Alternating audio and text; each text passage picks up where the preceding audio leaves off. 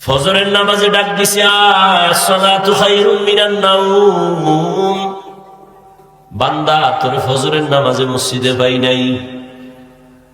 জোহরের নামাজে ডাক দিলাম, ফজরেরটা মাফ কইরা দিব যদি একটু আইসা আমার ডাক দাও। তোর কপাল এত খারাপ, জোহরের নামাজেও তোরে পাই নাই। আসরের নামাজে ডাক দিলাম, আবার আয় হাইয়া আলাস সালাহ। এই সময় তোরে পাই নাই। আমি আল্লাহ রাগ করি নাই। আশায় আশায় আবার আমি মাগরিবে ডাক দিছি, আয়। আমি আল্লাহ তোরে ডাকলাম, পাই নাই। আমি আল্লাহ বেজার হই না, আবার আশায় থাইকা তোরে এশার সময় ডাক দিলাম, আয়।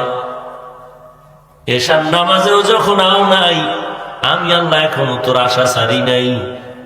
এতক্ষণ তোরে ডাকছি, আয় মসজিদে হাজির হ।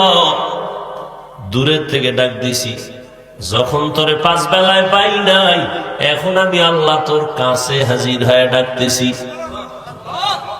এখন আমি আল্লাহ তোরে ডাকতে আইসা বসছি, প্রথম আসমানে আমি হাজির হয়ে গেছি। একদিন আর দুদিন না, প্রত্যেক দিন রাতের শেষ ভাগে আল্লাহ ডাকেন, আলা মিন মুস্তাগফিরিন ফাগফির আলাহ।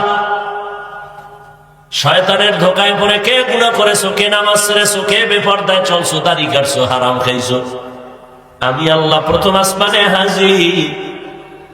এমন এক টাইমে আসছি যখন সব নীরব, গাছের পাখিরাও ঘুমায়, নদীর মাছ ঘুমায়, জঙ্গলের প্রাণী ঘুমায়, ঘরের মানুষ ঘুমায়। এই ফাঁকে একটা ডাক দিয়ে লাইন ক্লিয়ার আছে,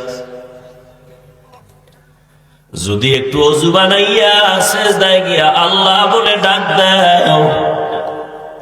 তুই গুনাহ করতে করতে করতে করতে 1 বছর, 2 বছর, 3 বছর, 50 বছরে বিশাল পাহাড় বানাইছো গুনার।